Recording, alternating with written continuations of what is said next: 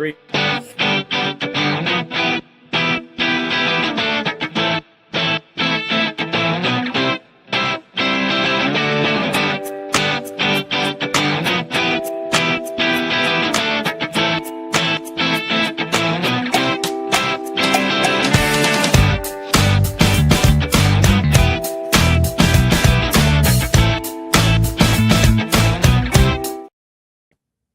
Hey guys, welcome back to another episode of Pro632 Radio. We are live with tuner extraordinaire Jeff Pierce. He's only tuning Lexi Tanner's car this year, Pro632, or you got some more cars coming up? Just Lexi this year, 632. Hey, welcome, Jeff Pierce. Go ahead, tell us about yourself and everything you got going on. Cool. Thanks for having me. Name's Jeff Pierce from Oklahoma. I got into tuning back when I was 12, 13 years old. My dad had some pro street cars at the time that evolved into pro mods. Kind of did that for a little bit. And then when I got into college, I started tuning some friends of mine and then turned into customers. And then by the time I got out of college, I just started tuning full time and been doing it ever since. So that was in 2012 when I graduated. So however many years that is. So 2012. What was your college background in, Jeff? Was it something that applied to motorsports? Mechanical engineering. So I have a degree in mechanical engineering for the University of Tulsa. Nice. I'm sure that comes in handy. So in between races and tuning adventures, what do you guys do? I understand you have a shop at your place and at your dad's place, and you guys do some car work as well. Correct. Yeah. So basically now tuning kind of fills up most of my schedule, but when I do have time, I rewire cars, we repair cars, mostly pro mod style cars, some 632s, top sportsman, stuff like that. Basically we can do anything in our shop. We just don't advertise it because it's basically mostly for my customers or friends of friends and stuff like that. I'm trying to get better at saying no to some of those because they turn into projects that get brought in and then I'm gone too much to work on them. So I'm trying to be better about that. I'm actually currently at KTR right now working on some cars here. So it's one of those things, the busier I get, that's hard to work from home and work at my shop. But we do have, like right now, I've got 2 cars in there that are customer stuff that basically aren't super in a hurry. And so I'll work on them when I get back. Well, all that being said, I know your dad has an X275 car, and I know the exploits of you guys' family's nitrous car and working on guys like Kai Kelly and Stevie's blown cars. And then I know you had success with Oxus in the Midwest deal with his turbo car. What's your favorite style of car to tune? I really like them all. I have a soft spot for nitrous cars just because that's what I started in. Me and my dad from when I was a kid, that was basically, we've always run nitrous cars up until a couple of years ago when we finally went ahead and got a screw blown car to race pro mod with. We've always had nitrous cars. So that I've had a soft spot for them. Here lately, I do have a lot of screw blown customers and I enjoy that. But I really like it all. As long as we're still evolving and working on the program, I like it. Even the 632 stuff. The 632 stuff's been really interesting because it's not big power by any means. So it's a lot about efficiency and trying to get the most out of the power you have, which we do in pro mod, but not to the level like we do in 632. So that being said, in 632, how much testing, let's say an existing team, like you spoke of Tanner's earlier, they're an existing car coming on back. How much testing are you guys going to try to do before the season and or during the season? Are you guys able to get anything in between races? So when her program was kind of in its infancy, like the first season or so, we did a lot of testing. Not so much. We always would do a preseason test that was usually a couple days, like a lot. But then we always made sure and made every single run on Thursday. As her program has evolved, luckily now we have a very good handle on our trans and converter package, a very good handle on our chassis. So really testing is trying some different engine components. As you know, she runs a PAT motor now. So Musey, if he comes up with something that he wants us to try, we'll try that. Or we're scrubbing tires or stuff. So testing has become less. which I think is a good thing. I think the class is still it's not supposed to be a pro mod as far as expense and time. So I'm glad that it's not just wearing them out as far as testing. And she's in college. She's actually becoming a veterinarian. So her schedule's tough, especially in the spring and the fall during when she's in school. So Thursday testing's tough, and then even like just getting out to test. But when we've had gremlins, we went and tested her. We've taken the car to a Midwest race and entered in Pro420 or something to get some extra test laps in, but not as much as we have been in the past. When you're looking at these PDRA Pro632 cars and you're looking for places to squeak out some performance, where do you think some of the biggest gains are left in these deals? You got out for a second. What'd you say? I said, where do you think in the Pro632 type of category, as you analyze the package and the rules, where do you think that some of the performance gains on the track, where is your focus? Is it heavy on the engine side or trans-converter gearing combination, or where are you really focused on these cars? So let me back up here for a second. So I can't remember what year it was, but I originally started with Chris Holdorf. The Salemis, John and Jim recommended me to go help them, and I started helping them. And I think I helped them for 2 years, Chris. You probably remember. It was 2 or 3 seasons. Yeah, 2 or 3 seasons. And we got to work on some stuff. They were willing to test some stuff, but sometimes it was more just, let's work on what we got at the track. Then the next 632 customer I had was Amber Franklin. And luckily with that program, we were able to do quite a bit of testing. And I really worked with Mark Mickey and came up with a really good converter and transmission package. And I have tried to improve upon it over the last 2 or 3 years. And so far I have yet to find anything better. So with that being said, that's kind of helped make it where we're not working on that area of the car as much. Typically the main focus is any chassis adjustments we need to do for that specific racetrack, and then tuning for the air, and then trying to find horsepower. Even the horsepower thing's kind of starting to get tapped out. I'm kind of curious. I know we took weight off, and that will help some as far as making the cars a little faster, but I feel like we need something to shake the class up just a little bit. I'm very pro one combination, and I'm glad that the class is heading that direction. Like, I want to see everybody have, the same size engine, the same size nitrous kit, the same amount of gears in their transmission. I'm a fan of that, but I do think we need something to shake it up. I think I have a logbook that I have a lot of runs in, and so I know what to do in certain conditions. And that makes it tougher for a guy that's maybe just entering the class that doesn't have that stack of runs to go look at. So if we shake it up where my logbook isn't as relevant as it used to be, then I feel like that could be benefit to some of the newer guys coming into the class. That's a great point and a good outlook on it, for some parity for sure.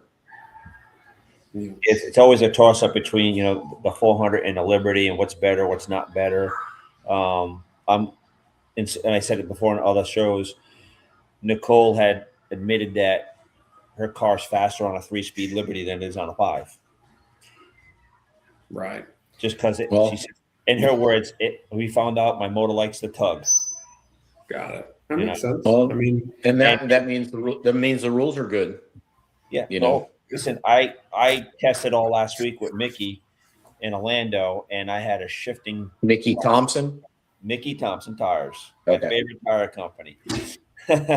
And we had some transmission shifting issues going on, just time and RPM stuff in the grid. And it double tapped itself, went from first to third. And when it hit third and it started pulling, I'm like, man, this is like a power glide, obviously, right? And I'm like, this thing's just pulling away. And you look at the G meter on the graph, it just went up like a bandit. And I'm like, a mistake might have led me somewhere. You know what I mean? Yep. And that's the way I look at it. I'm like, okay, you know what I mean? But, we finally, with all the testing we did find a new tire out there that's available to everybody for a Mickey, and it works. I'm going to get sidetracked here a little bit because I have to talk about that Bubba radio. That Bubba radial is badass. Matt picked up 6 numbers changing tires on his dragster. Oh wow, And it was 2 mile an hour. that's awesome. No track. I mean, went right from regular, buyer's ply track prep, everything that, people running down on big bubbers. They didn't drag nothing. All they did was drag it for 2 days. They didn't spray nothing, just drag that thing because it was all over prep from the previous weekend. And we went down there right out of the box, went 68, went 63, and then ended at 61 and 2 mile an hour faster, just changing a tire. That's and awesome. The tire was getting faster as we were putting runs on it. Out of curiosity, because I'm not sure, I know in some classes they do, but does 632 have any rules against radials? Because I know some classes say you have to run a bias ply tire. No, you can run a radial. And Jason Bolton just said that our cars are just too much power for that radial, but it would be good on a 470 top sportsman car.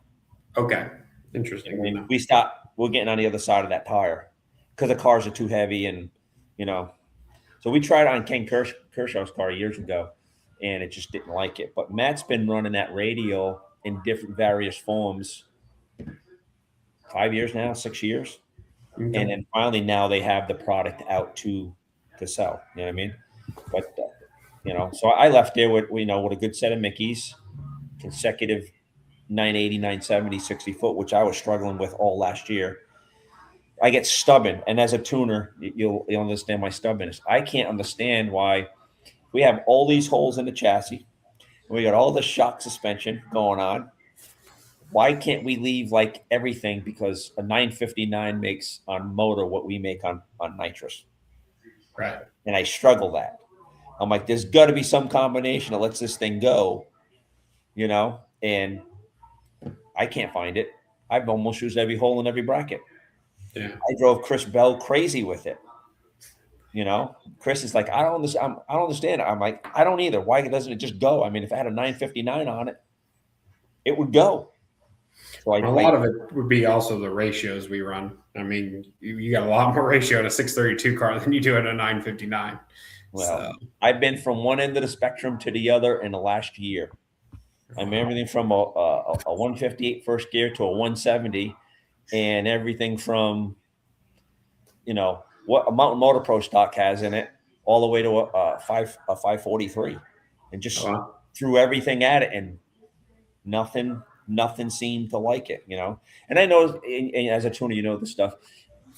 If you have a problem and you reach out to somebody, they want to put you into center at 58, 60. Because that's where it works in a pro nitrous car, right? That's where the number is. That's what that instant center wants to be, and it's like we don't have the power for that, right. And that's the biggest thing. I got help from a really good friend of yours a while back, and he was like, "Put that thing out to lunch, way out there, throw it out there, it'll go down." And he was right. You know what I mean? It went down, and then like everybody else, you get lost, right? And then it was Chris Bell goes, "Well, what's changed?" And I went, "Well, we moved this bar bracket and this and that and all this stuff and blah, blah, blah, blah, blah, blah." He's like, "What used to work?" And I said, "Well, I'll give you the initials." JB goes, "It needed to be out there." And we put it out there again, and we went right downtown in Virginia, where we were, where he told us to go, and farther now. You know what I mean? Just to get it to work. Right. But I'm stubborn. Like I said, I'm stubborn, and I just go, a 959 goes down. You know what I mean? Why can't these 632 cars go down with everything? Yours probably does, and God bless you if you got it to work. You're a mad scientist if you did, right? But there's a bunch of I just can't. I hate seeing that check in the timing just to get it to go. I don't understand it. That's my struggle.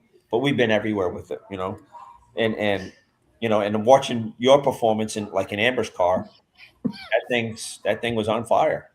Yeah.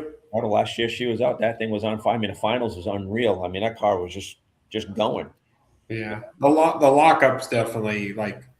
I know the rules have changed, and I can't remember because it's been a couple of years ago. But when at that time, the lockup definitely had an advantage, and the only reason we put it in Amber's car for the last 3 races that year was because we were preparing her for Pro Nitrous. Obviously we run a lockup with a Liberty and the Pro Nitrous car. So we're like, let's put the same drivetrain in so she can get used to putting it in and out of gear, going in reverse, staging it and all that. So when we put the big motor in, she'd be comfortable, at least with that part of the process.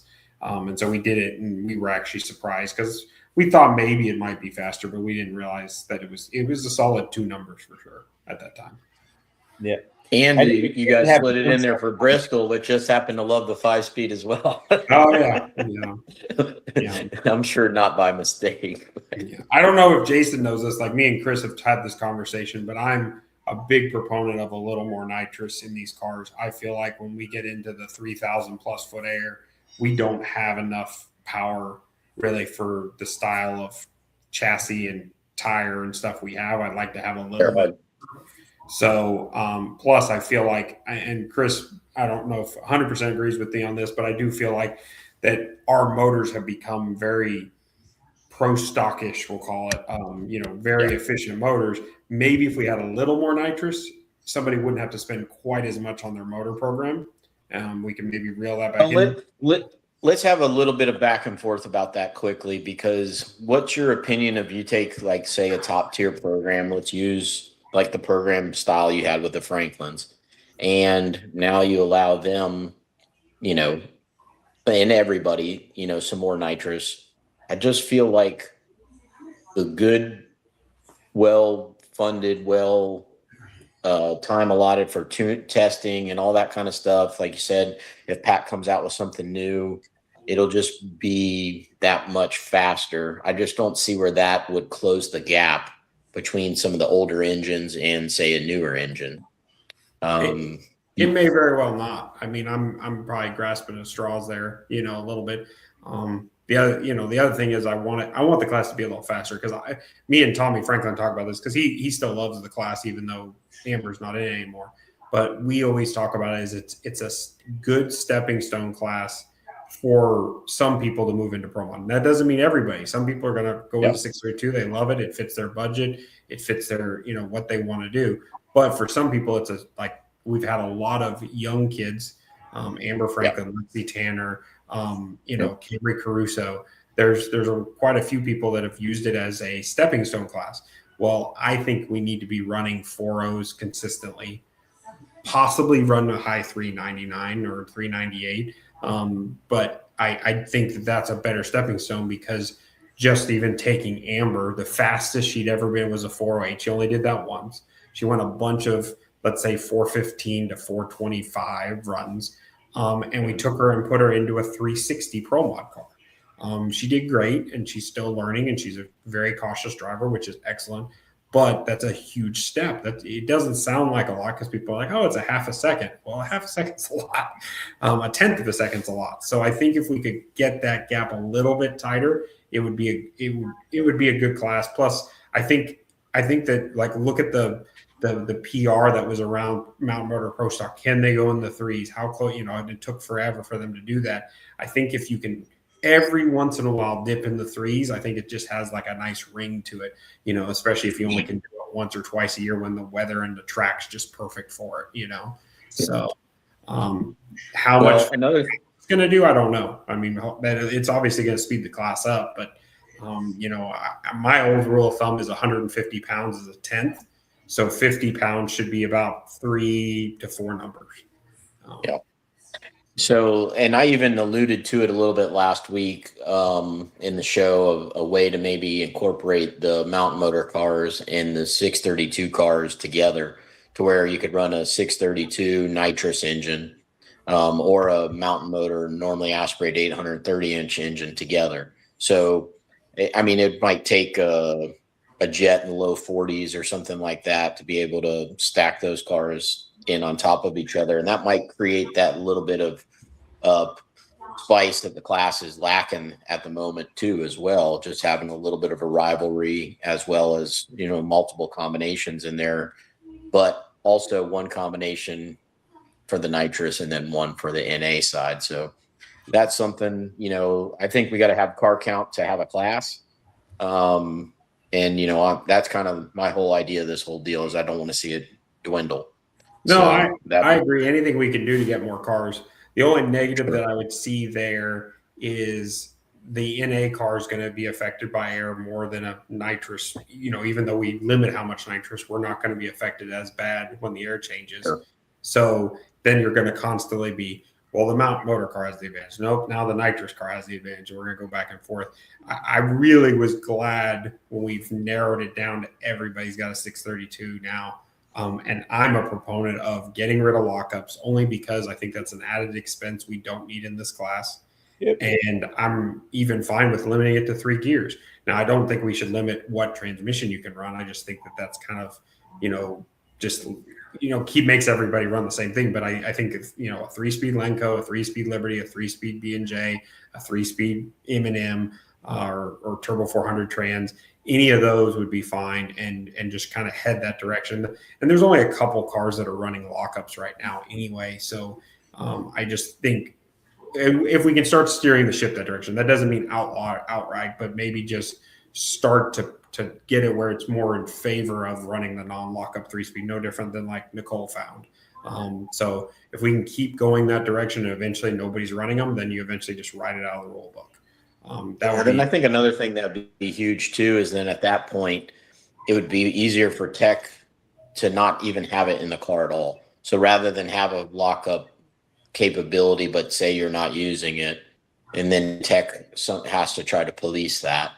I think that would take it out of the equation too. You can't have any clutch packs in the converter, anything in the input shaft or not input shaft, but to feed it and have that circuit, and it would just be clean and easy rather than going, oh, I have a lockup, but I'm not using it. And then I agree with that. I mean, if you were running NHRA and they would never allow you to have the lockup in the car and just say you're not using it. And I mean, it's relatively common knowledge that was going on some this year too. It just, in my opinion, that's tech's job, not the racer's job. So just let that be. But yeah, I think that would be much easier. Any other changes besides, adding some nitrous? I mean, I know as we start taking weight off these cars, they just get more and more expensive. Some guys, have an older car, which was part of the allure of 632 as it was, where an older car could be competitive. But then it starts to get tough for them to start getting light. Anything other than just some more pounds per hour through the nitrous system, spice that up a little bit? Yeah, probably mostly that. On the weight front, I was actually surprised because, I probably don't follow along enough on the conversations the 632 guys have and stuff. I just kind of just let them do what they want, and we just kind of race with it. But I was surprised about the weight deal, and I was shocked that there were so many people in favor. Like when I asked PDRA, like how many guys, and they said that the majority of the class all wanted to take weight off, and I was like, okay, yeah, I'm fine with it if that's what they want to do. I don't know how much weight everybody has in their cars, so that's not a bad thing. But yes, we need to be cautious because obviously, like my driver's, a lightweight driver, so we can get fairly light, but not everybody's going to be able to do that. And you don't want to make people have to have a titanium and stuff in their car. It's not that class. This isn't that type of category. Yeah. Yeah. And I still think one of the best cars you can go get is a 20 or a 2004 up to a 2015 Pro Stock car. I think that's still a really good car for the class. And like my dad, a couple of years ago, he bought a Pro Stock Grand Am that was like an 03 Bickle car. It had Ness adjustable brackets in it. Nice car. We changed some shocks and stuff around, but for the most part, the car we left alone. And by the time it's said and done, we had about 40 grand in the rolling chassis, which really isn't terrible. If we can do that, I don't know how to keep the motor price in check. I wish I did. I'm not a fan of like cast head rules or any of that because I think we live in an age that billet has become reasonable, very reasonable. So I hate to limit people on some of that stuff. But if there was a way to do it, I would be in favor of it. But I just don't know how. But I hope that we can keep the motors where they're. I mean, Chris. I mean, if I called you right now, what would a 632 top of the sheet motor go for? Just ask Patrick. Got a brand new one being built. about 70. if we were in a car that we could tote the weight of a iron block, which is my preference, it'd be about 75,000. Okay, so So, 70, which you got is 75 grand. expensive, but unfortunately, that's what it takes these days to have all the right stuff in there Yep. Yeah, to eight make them grand. both powerful and durable. Yep, and you're gonna have Then if 15 you grand in a trans and converter, so you're looking at 90,000. So if you can pick up a car for 40 or 50,000, at least we can be under 150. I wish it would be closer to that 100 grand number. I don't know why. I always thought that was a good number, but we got to keep it somewhat reasonable. Some people have made the comment, "Oh, this is just expensive as building a Pro Nitrous car." No, trust me, it's not. If you go build a brand new Pro Nitrous car, you're going to spend at least $125 on the motor. You're going to spend in the drivetrain, you're going to spend probably another 25,000 at least, and then you've got the car that's 225 to 275 now. So we need to requirement of a lot more spares. Yeah, a lot more spares, titanium parts. The engines are more expensive. The rear gears you have to run, and the size of everything, and the beefiness and all that. So if we can keep it where it's a reasonable price class, I think that's a big deal. The other thing is and I'm probably guilty of this too, just because I don't have as much time, but I think a lot of people would run the class if they could get more help and there was more knowledge out there. We're all very tight knit with our information, which I do this for a living, so that's why I'm like that. But if more people could get some help, I think it would help. I think some of these guys get to the races and then they see that they're 5-6 numbers behind or a 10th behind, and they don't know where to go. They don't know where to get help. Luckily there are some good vendors out there that do provide information that help. Jason mentioned Chris Bell. Chris Bell's a good friend of mine, and he's always willing to help people that run his shocks. And so hopefully we can keep moving that along and trying to help some of these guys get into the class and enjoy themselves and have success quickly. Yeah. And like guys like Mark Mickey, he'll get you on a setup that may not be the same exact thing that you've scienced out on your own outside of his shop, but he'll get you on the right track and get you set up with some equipment that, his customers are using in that category, not specific, hey, this is what Jeff's doing, but, point you in the right direction from experience. Yeah. So and a good example of that's Rini. I mean, Rini went and got a motor from Pat. It was at one of Amber's old ones, but Pat freshened it for him. And then Rini got with some, I believe he runs a Mickey, but I'm not 100% sure on that. ATI. Yep, that's right. I should have realized that. But he got a good converter program, good transmission program, and he went to the front right away. So I think that's great. I mean, I just wish that more people had that avenue. Well, I mean, I help out a newcomer come into the class. I'll give them enough information to get them in the right direction. I'm not going to give them the shit to beat me. You know what I mean? Obviously, that'd just be dumb on my part. But I'll give, you know what I mean? Patrick, I help him out as much as I can. Be like, hey, I do the old Brandon Schweitzer because he did it to me when I first started with him. When I got my fuel injection, we were in Maple Grove, and he goes, what fuel you running? And I said, right there. And he goes, man, if I was you, I drive around the pits and see what other people in your competition's run. And I go, well, just save me the time and tell me. He goes, I can't tell you. You need to figure that out on your own. So it's like, I kind of go by that. It's like, I wouldn't be doing that. I would, look at something else. Like my biggest proponent is knock the carburetors off the top of the cars. Just put some fuel injection on, make your life so much simpler. It's not black voodoo. Do they need a Jeff Pierce, or a Jamie Miller? I don't have one. I mean, I got my stuff handed to me in a box. I bolted it on, and Brandon went on there 3 o'clock in the morning, and we were running it. He did drivability in my shop through Team Viewer, and he said, "See you later, buddy." But I knew that going in, right? And I'm like, okay, I melted my first motor the first day out. Not bad. I heard it, Hey, to that point, Jason, right? So I had those stupid carburetors. Not want to say stupid carburetors, but I had carburetors on the car with the Fuel Tech system. They don't like each other. Fuel Tech and carburetors, they want bigger.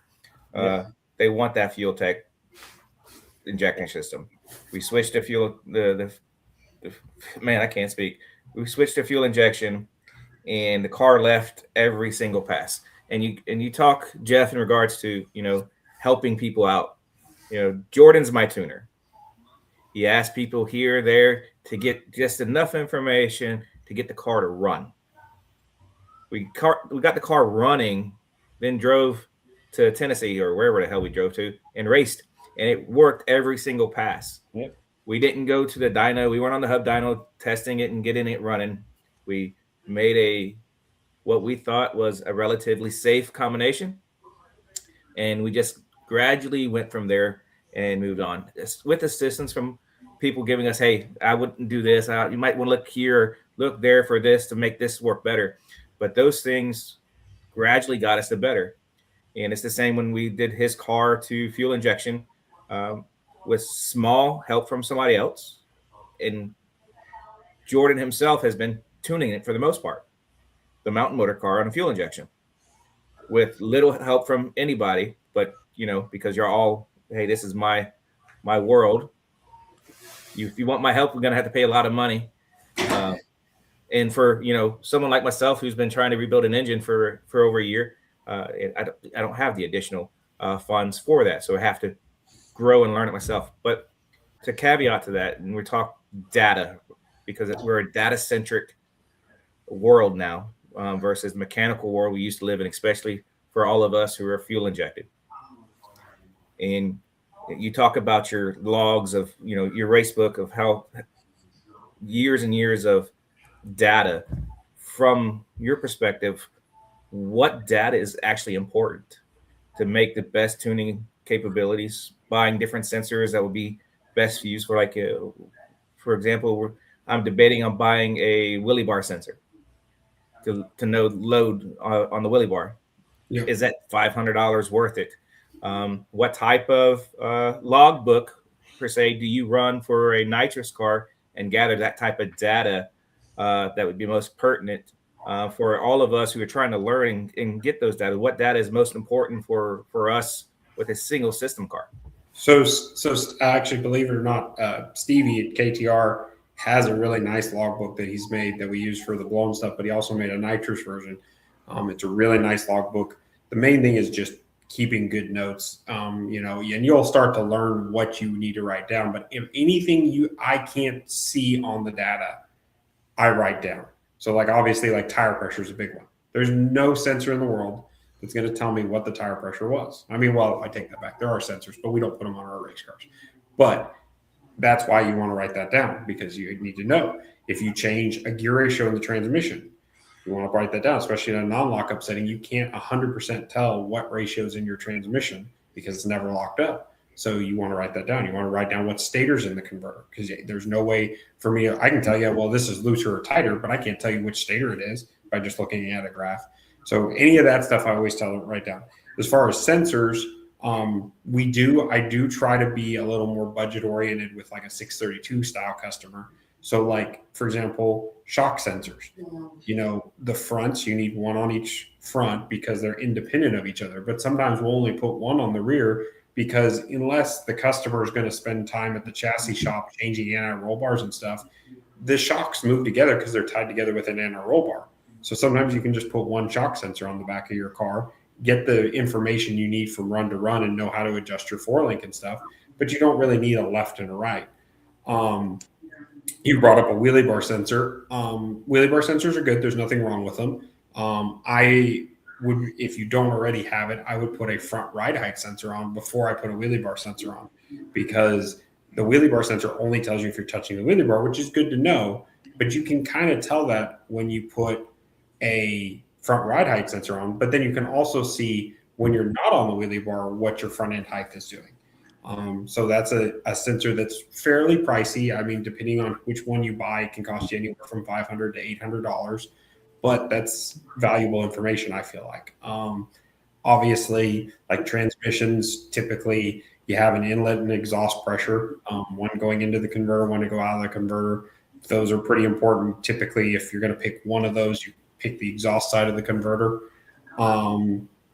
As far as I'm trying to go through the car, obviously you need a nitrous pressure sensor. That's, pretty relevant. And then I'm a big fan of on NA type stuff. I don't run any EGTs.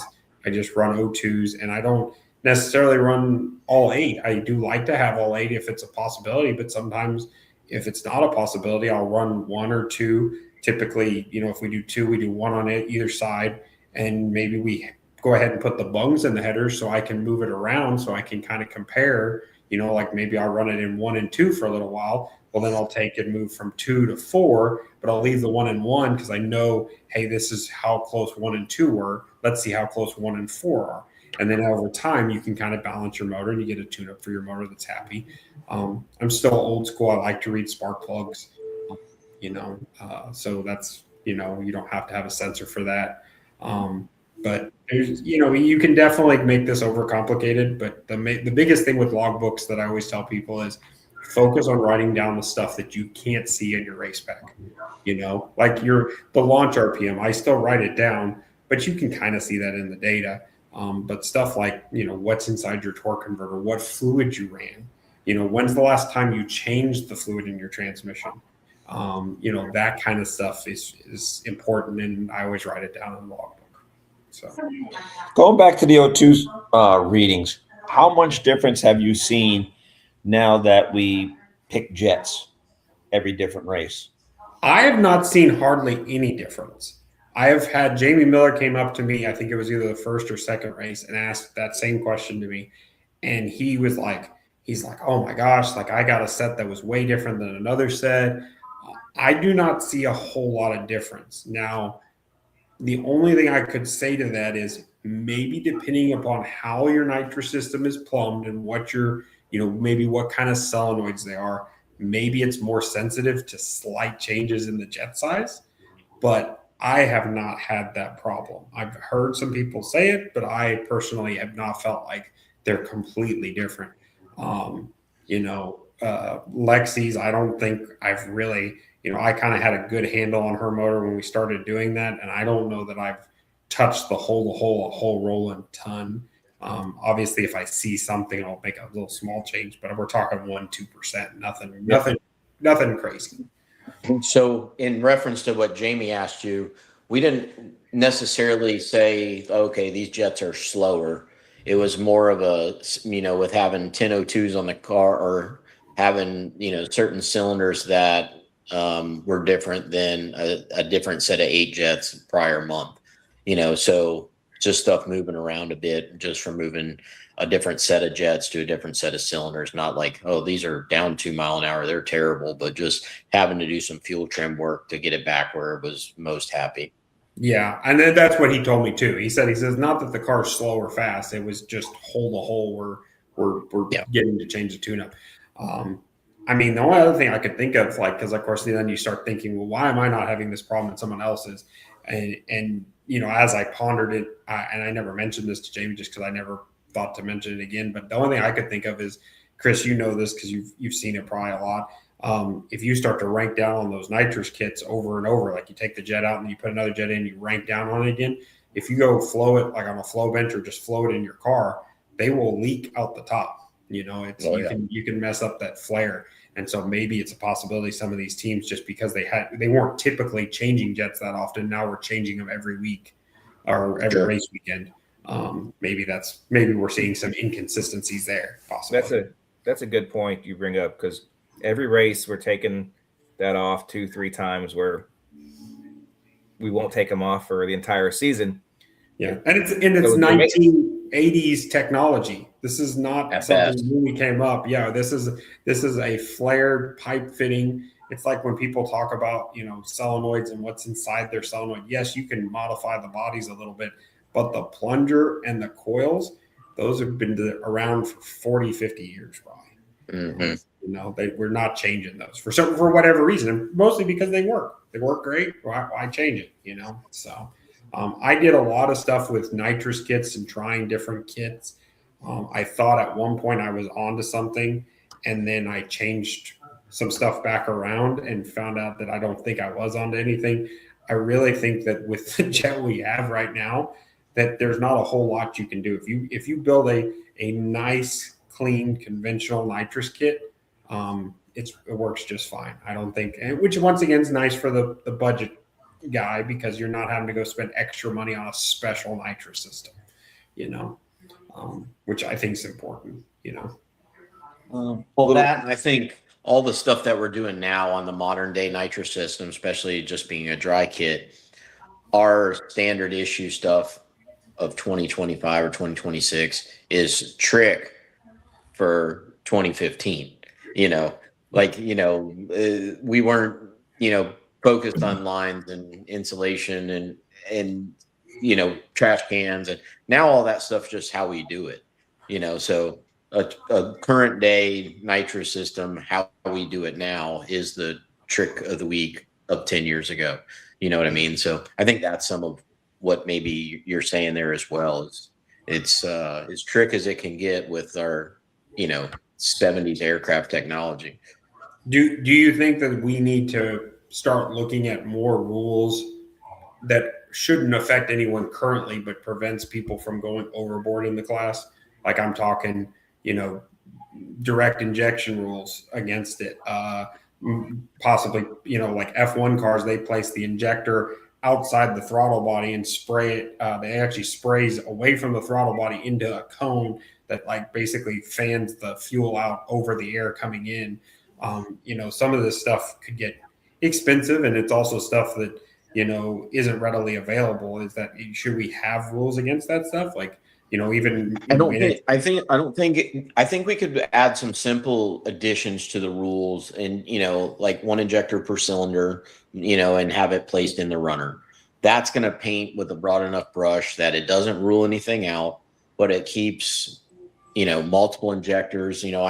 I'm familiar with some mountain motor stuff that I help a little bit with, and we've got an injector in the throttle body and an injector in the runner.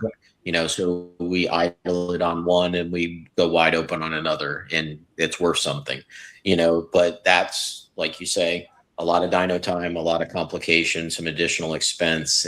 And that's not really what I think 632 is about. So yeah, there could be some simple language in there that doesn't have an effect on anybody currently, but it's also one of those things I always advocate for, is making the rules to the potential of the rules, not for what somebody's doing with it.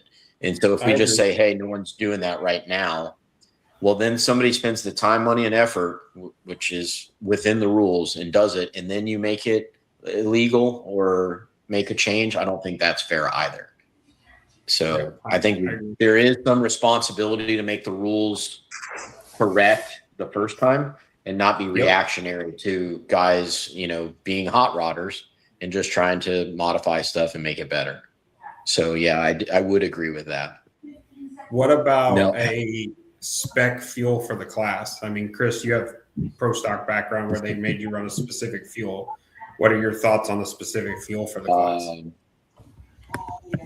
Oh man, I can answer this one. I'm torn. I'm torn on that one, honestly, because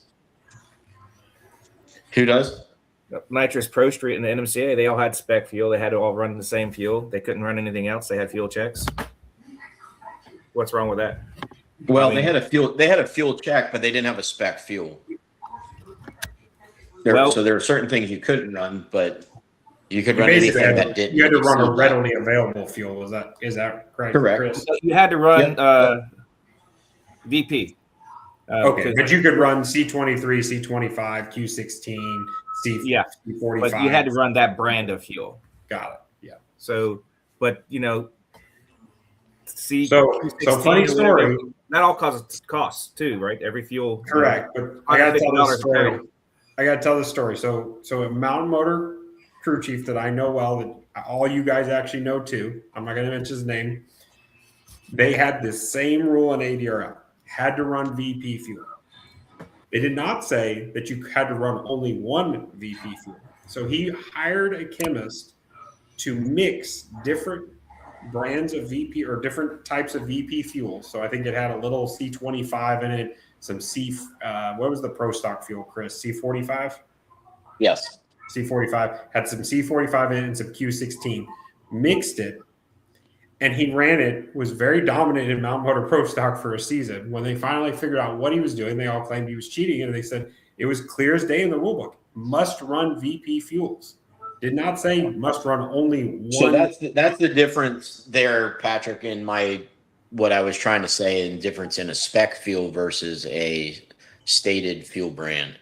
So, you know, so funnily enough, the current Q16 is basically that blend that crew chief came up with. He eventually gave it to VP. They updated their Q16, and that is what Q16 that we run today is. Which is what they consider a Q16 plus. Yeah. So. Plus. Because I freaked out in the middle of a season one time because I seen this can that was C16 or Q16 plus. I'm like, whoa, hold on a second. What is this? You know, and it was basically they superseded it to that. And it was, you know, I got all puckered up for a second on that. That being said about fuel, let's circle back for a second. There are some opinions stated about carburetors and fuel injection. I think we all are aware of the upside to the fuel injection systems of today, where we've got our data acquisition and our ignition and every fueling and all in one place. Are you of the opinion that carbs can't run with the EFI? Because there's probably a lot of guys looking at this class and going, "No shit, I don't have EFI. Should I even show up?" I actually was thinking the same thing when we were talking about carburetors a little bit ago. Yeah. Because obviously I've run EFI now for the last 3-4 seasons, something like that. When I was tuning motors that Chris did, we had carburetors. The battle with carburetors is getting the carburetor right for the motor. It's not as easy as fuel injection. You buy one fuel injection system and you can spend some time and boom, it's where it should be. Yeah, one set of injectors is like infinite amount of carburetors. Correct. You know. So I mean, I was with Holdorf, like I said, for 2 seasons, and Chris obviously we probably had, I bet you, a dozen different sets of carburetors. Oh yeah. Trying to get them right. Yeah, Even to the point where me and Bob Book were on the phone full time going, all right, these won't go on the brake, but damn, they run good on the dynos. Can we get something in the middle? You know? So that's the negative. I honestly think that a carbureted, if you could get the right carburetor, I still think that maybe you could make a little more power than you could with fuel injection. Mm-hmm. Now, the counter to that is, okay, you're talking power on a dyno. When you take it to the racetrack, and you've got gear changes and all these things, and you're trying to get accurate fueling, it's once again easier to do with fuel injection.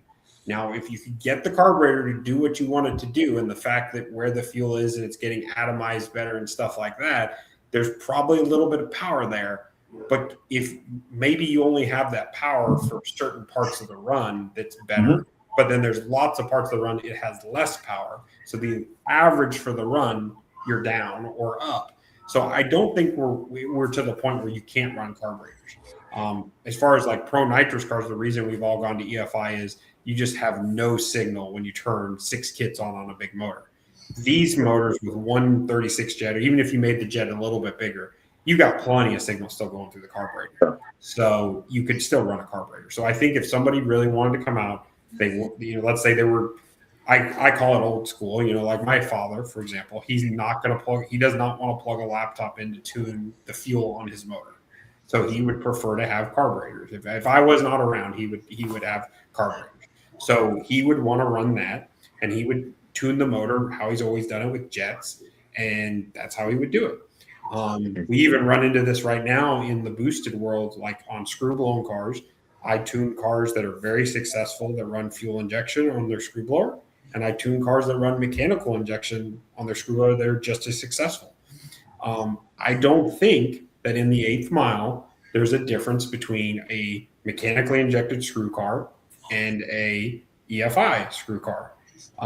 Quarter mile, because we're running for a longer period of time, I think that EFI starts to show maybe a little bit of a gain, because there's certain times in the run that we, once again, just like carburetors, we can't fix with mechanical very easily, but with EFI, it's infinitely adjustable. We can change the fuel in one cylinder at the bottom of one gear, where you can't do that with a carburetor. So I don't think, though, that you can't run. You can easily be competitive, I think, with carburetors in 632 if you can get the right carburetor.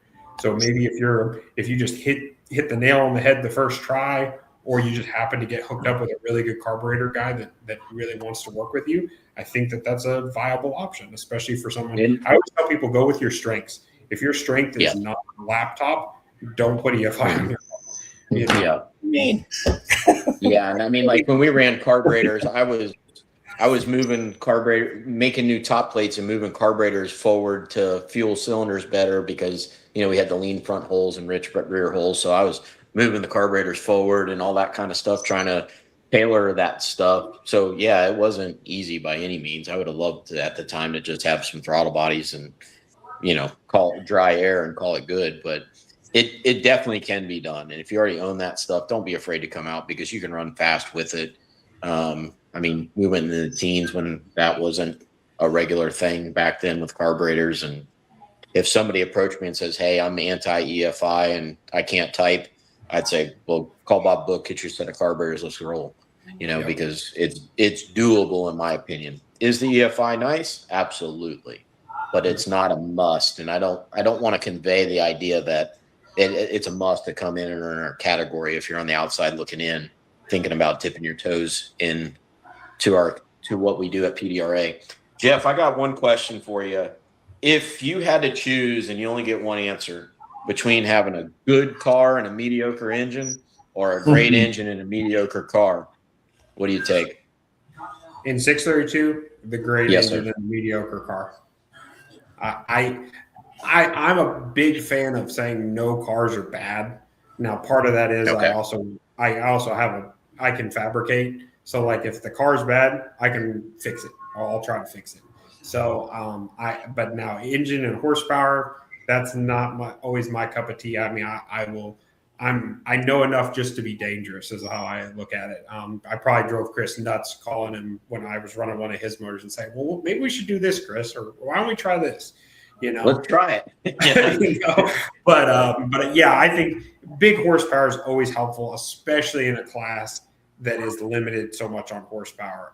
When you get into the pro mod stuff, it's not quite as bad, but like in 632, it's all about horsepower right now. And that's one of the reasons that I'm a proponent for the more jet. I feel like the more horsepower we have, maybe it starts falling more back onto the setup and the converter and some of the other things, and not as much just pure engine horsepower. I mean, it's obviously clear that Lexi has good horsepower. Amber had good horsepower. Chris's stuff had good horsepower at the end. I mean, what we did with the 53 Corvette was, it went, I think, at 12 at one point. And yeah, we went 410 at Bradenton with the 53 Vet, and that was like, whoa. And now that they're retired, I think I can openly say this because I said it a lot just in closed settings. That was the biggest hunk of junk car you could ever buy. Well, I'll tell you this, though. That car wasn't really bought. Let's face it. Alan made a mold for the front end of that car off of the black car in-house while he worked at the concrete company.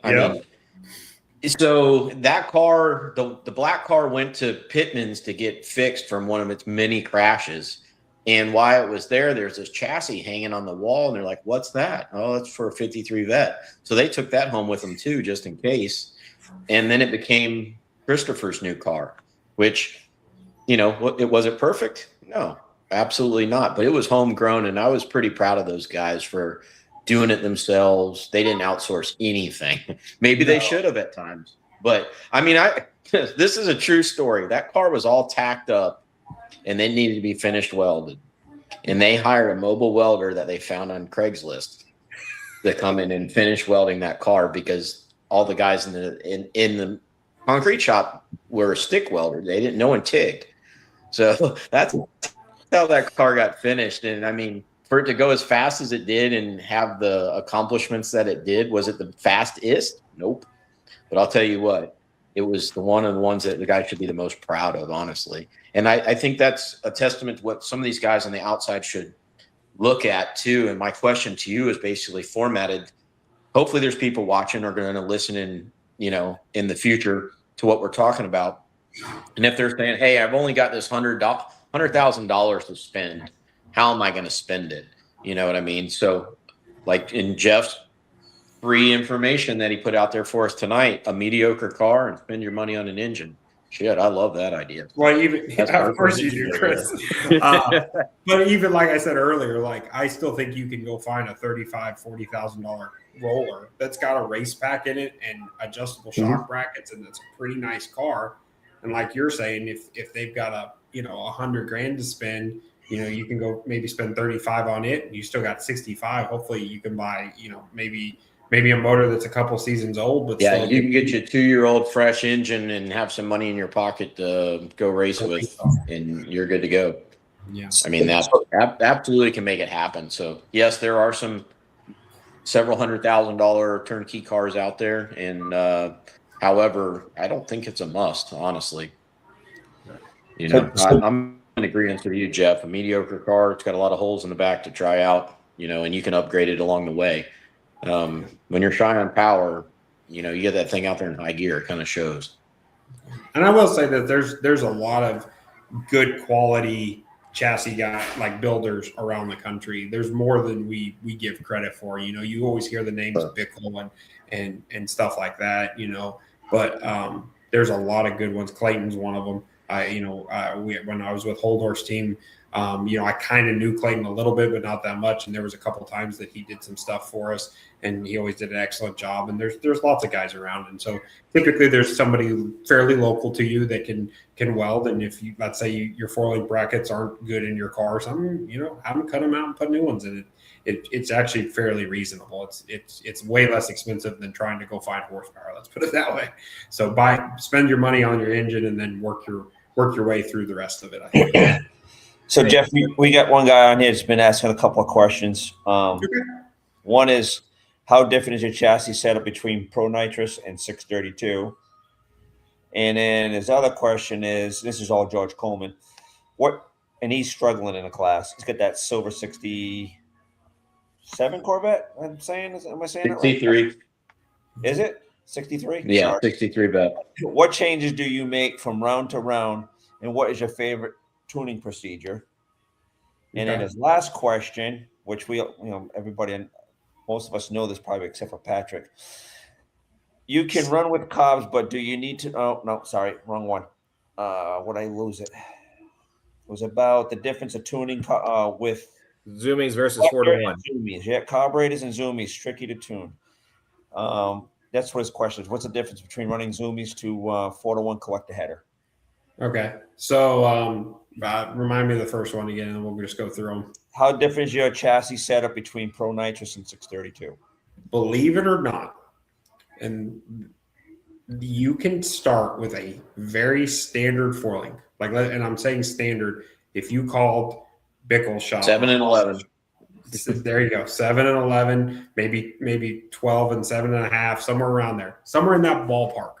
If you put it there and you start working on, tire pressure, wheelie bar height, weight in the car, you can go relatively fast in any class. That's on a bias slick, not counting radios. No, what do you mean by 7-11?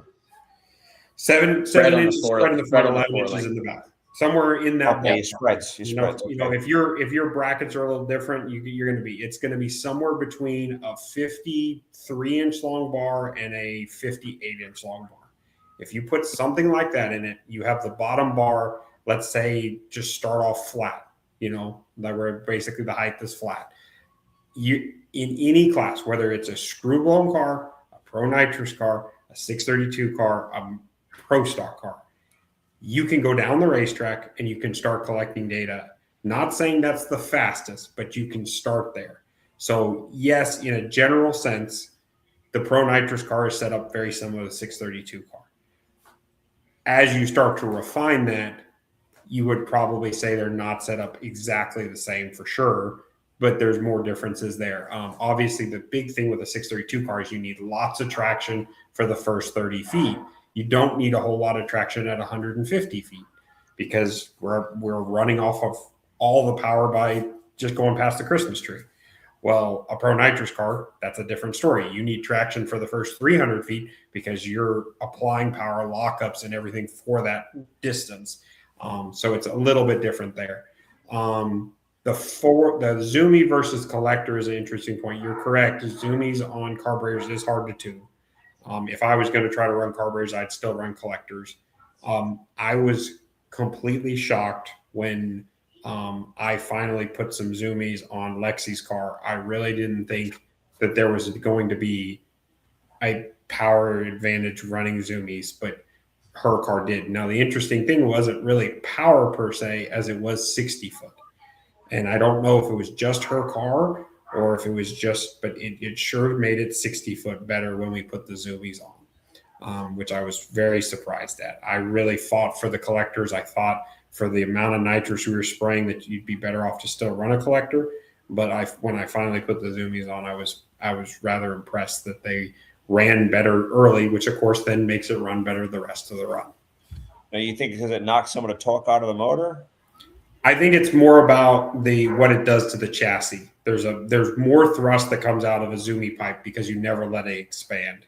So if you aim that thrust in the correct direction, and then you can adjust the chassis around that to use that thrust to help add traction or push the car forward, I felt like that was the reason it helped. Yeah, yes, it kills some power, but that was it power that we needed? Kind of like Jason saying, we keep running timing curves. Well, did you need that power? Where you lost power, maybe you didn't need it because you weren't using it. And that's the exact answer I got out of Brandon Schweitzer. Yep. All right. Hey, well, it's good that me and Brandon agree on one thing at least. And to end the show, there's one more question from Mr. Coleman. It's pretty much a question for all of us. What is your favorite tuning procedure? And in between rounds, what's that like? My favorite tuning procedure? Yeah. I don't know if it's my favorite, but a big one. Or most effective. How about that? Most effective, like in a 632 car, weight is a huge thing. And I think a lot of people overlook that. It's not this is the weight package you should run every single run down the racetrack, and this is where you should bolt your weight. It is a fluid, living, moving thing. So, that would be one of the biggest changes we make that I think gets overlooked. And I don't know what goes on in everybody's pit. I'm just, you hear little tidbits and stuff. But, Lexi's car, she doesn't make a whole lot of runs in a row that everything's put in the exact same place as far as weight. We move weight pretty regular.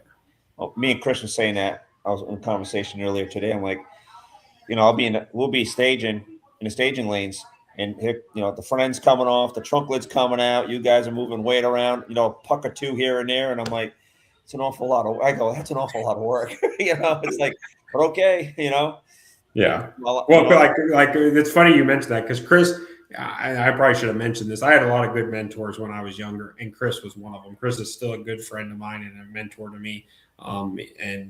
He maybe that's why my ideology, kind of follows Chris's because he taught me early on, the effectiveness of moving some weight around in a race car. I would have never admitted any of that. I'm just putting that out there. Because like his head's like this now. You made it like that. We can just don't fit on the screen. You can't make it any bigger. You can just about see his ears now. Look at that shit. He is one of the most intelligent human beings on the planet. I love him. It's just a Chris thing. It's a Chris thing for sure. But he liked to. He's gotten a renewed vigor for suspension again and shocks and drag racing. There was a time period about 5 or 6, 7 years ago where he kind of started to he lost the fascination of the puzzle, we'll call it, is what I always say. He's one of those, anyone that's highly intelligent, they do things because it's a puzzle to them. And he's definitely one of those people. And so when the puzzle is not hard anymore, you start to find a new puzzle. Well, he went and found some different puzzles. I mean, I can't get into it, but he's definitely done some work for the government and stuff. That's been some interesting stuff.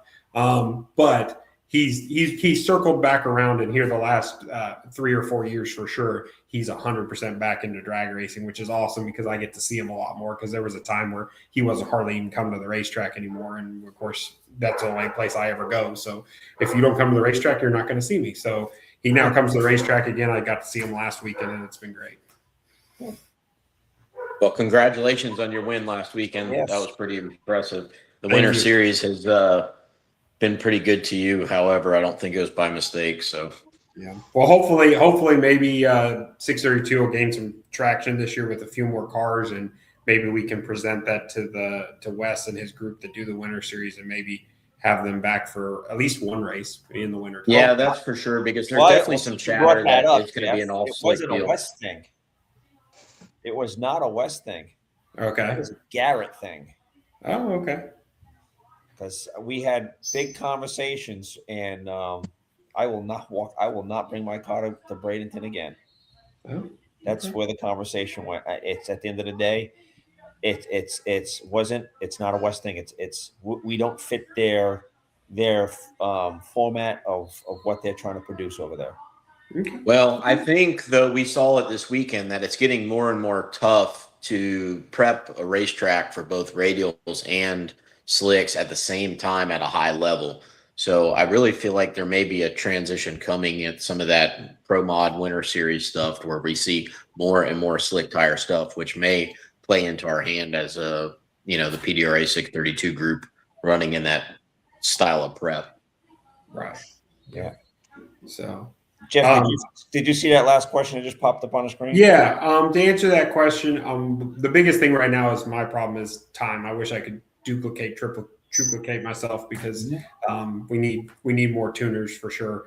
So like right now, I can't even take on new customers. I have a list, like a waiting list, basically, of people that I have to call before I can even talk to somebody new. But it varies. I mean, you can get some guys that'll come to the track that have a good knowledge base. That'll say, $300 a day, maybe pay for a little bit of travel or something like that. That's very reasonable. And it works its way up there to, some of these top tier guys, get a couple grand a day, it just depends. And you got to find what fits you. There's some guys need a guy that's going to come every weekend with them. And that's great. And maybe you can find somebody that's a little more reasonably priced that can really help your program for that. And then some guys need somebody that's willing to say, hey, I want to hire you. I just want to go do this for a test session or a couple weekends. Are you willing to do that? But be upfront about that, because like as a tuner, that's the worst thing is we hate getting hired on for somebody that we think we're going to be tuning them for the full season. And after a couple races, they're like, oh no, we don't really, we only wanted you to show us some stuff.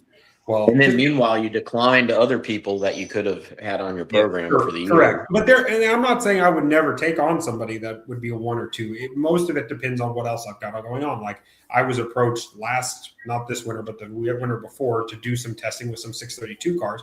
And I declined because I have an agreement with Andy Tanner and Lexi Tanner that, we're going to continue to race as many races as they go to in 632. And because of that, I'm not going to work on other 632 cars. Not all crew or tuners and crew chiefs have that agreement. So you just got to call around and find. And I never get mad at somebody calling and asking, hey, are you available or anything like that. But, there's lots of let me add one thing to that. Hold on a second. Giving Kevin his question, right? So in your package of tuning, you're doing motor, falling, shock, tires, everything, right? Yep. Because there's people that just do the laptop. You know what I mean? Correct. And that might be all you need. I know some teams that's all they would need. And maybe you can get that more reasonable. Or maybe even like, let's say you needed someone to tune your EFI system. There are guys that will remote do it from home. You don't have to have the expense of paying for them to travel and get a hotel room and stuff like that. They can do that for you. And there's lots of sharp guys out there that can do it. That maybe aren't even in the 632 world. Actually, I know for a fact there's a lot that are not in the 632 world that are plenty capable of doing that kind of stuff. There's a lot of jet limited classes. They just run in like the grudge scene, or they run in a radial scene. And so there's a lot of guys that are available, especially even if you just wanted some remote help. Or I've done some deals too where you don't even talk to them a whole lot during the weekend, but on Monday morning, you send every bit of data that you got throughout the weekend. And then when they have time over a week or two, because you always have time between races, they peruse it and then they send the recommendation. So the next time you go out, you've gotten some advice, and something like that can be very reasonable, $250 maybe just to point somebody in the right direction. That's a good point. No. And Patrick, earlier you're talking about sensors and data acquisition and stuff like that. So if you're in one of those settings to where you had a remote tuner that's where that would be hugely beneficial to have the more and more data acquisition, because they're not there hands-on watching the car, getting all the other sensory things to happen. So all they have to go by is black and white, nothing opinion-based, just factual data on the page. So if you were to go in that format, spend more money on your sensors and less on travel expense for your tuner and do it maybe remote. And then Jeff, you're talking about your limited number of customers that you're able to have. A couple of years back, you were working with Holdorf, and I was doing engines for them. And over the winter, it was made known early on, which was thankful that you weren't going to be able to come back and help them. And immediately I was disappointed, but I thought about it quickly and go, well, this is great, actually, because rather than getting spread too thin and just getting a piece and expecting more, he's telling us up front so we could look around, do something different if that was the case. And I really applaud you on limiting the amount of guys that you do work for, because not everybody does that. And you can get spread too thin, and then you don't really get your money's worth, or don't feel like you get your money's worth, because you're just getting a fraction of their time. So that is a pretty important thing. And I applaud you for limiting your number of people, because it's generally beneficial to those guys that weren't able to get your time, is more so than it was a negative, so that's a pretty big deal to me. Yeah. Well, thank you. It's definitely tough, because a lot of the teams I end up working for become good friends and family, and it's hard to pick and choose to a certain extent. And like, even last year, Winter Series, I you get into these things where it's like, well, I want to run one of the Winter Series races. Oh, okay, I can handle that. And then the next thing you know, you're standing there and you're looking around, you got 7, 6, or 8 cars on the property.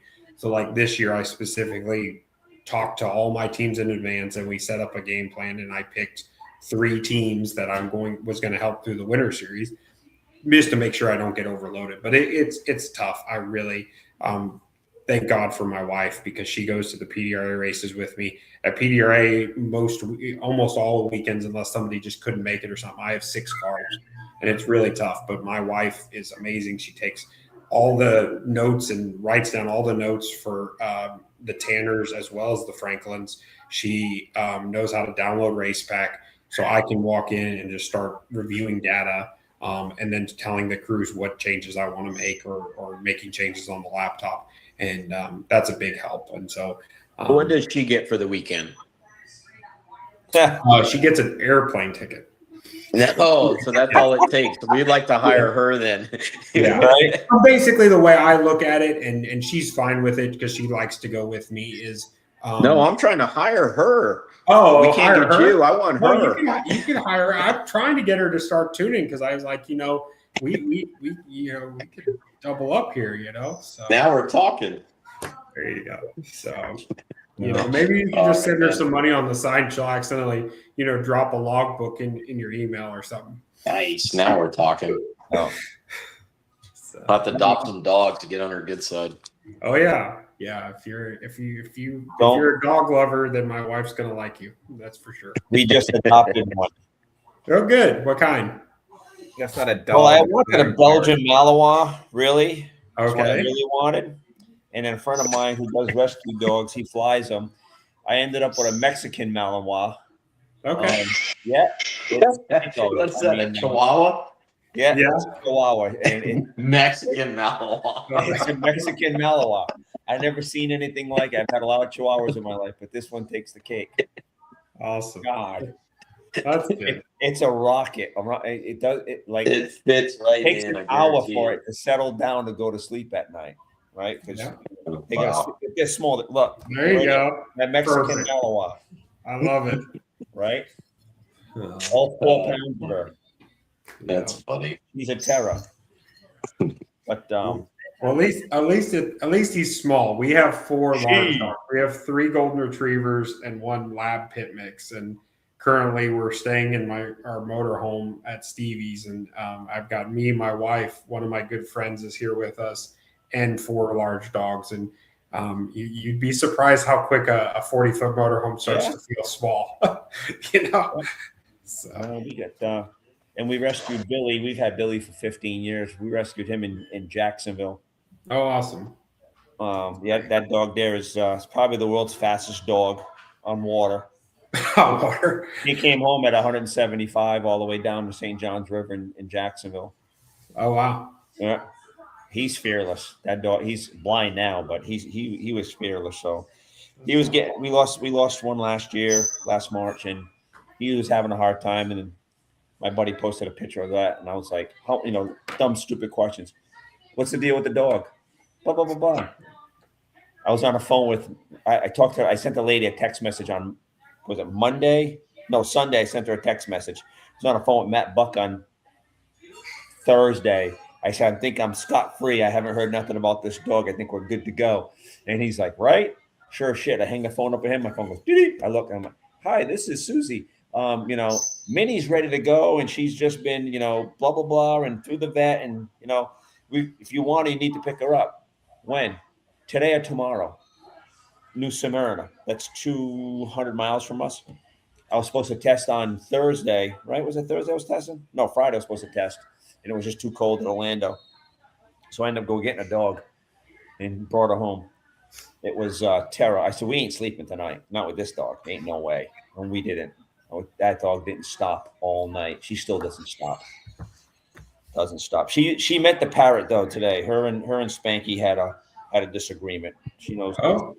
Yeah, we have a 15-year-old African gray. Okay. Yep. So, all right. Well, I guess we're getting to the end of it. Since now we're talking about dogs and adoptions. I just want to say two things. Sorry to hear about Jason Reese. That he was a good guy. I didn't know him for a long time, but yelled at me every time he seen me about getting checked, and that's the only thing I keep thinking in my mind about it. Yeah. We're all getting that age.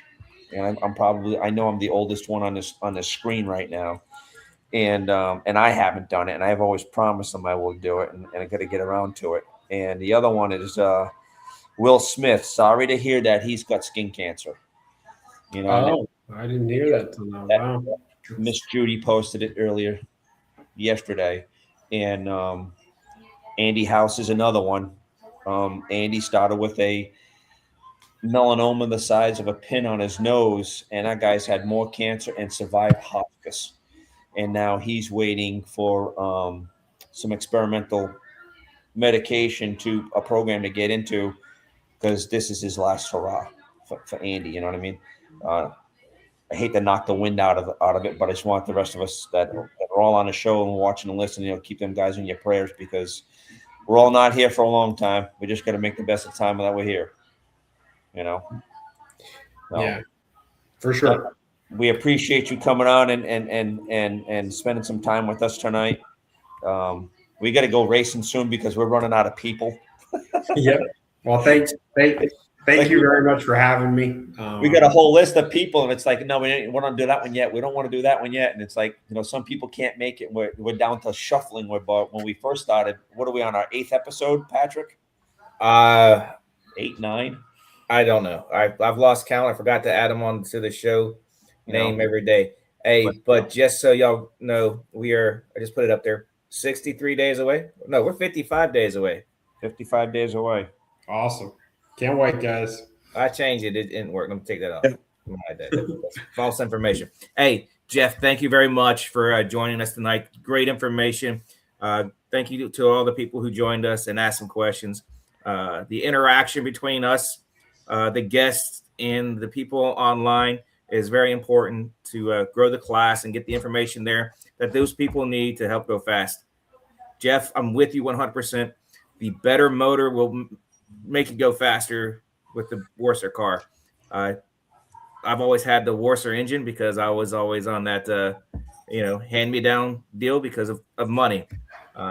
Load up and spent a whole bunch of money to go fast. So hopefully I'm on top of the game this year when we're finished. But thank you very much. Anybody else?